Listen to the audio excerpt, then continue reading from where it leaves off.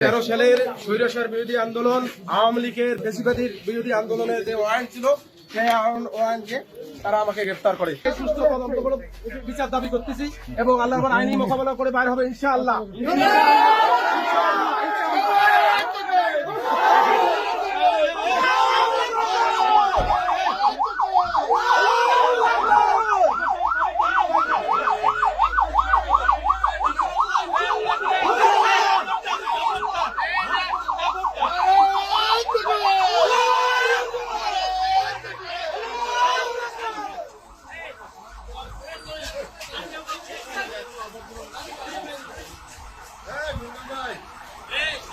আজকে 2:45 ঘটিকার সময় বিজ্ঞ আদালতের পরোয়ানাভুক্ত হত্যা মামলা, 3টি হত্যা মামলার পরোয়ানাভুক্ত আসামি সোহেল রানা, পৌর জামায়াতের আমির, তাকে গ্রেপ্তার করা হয়।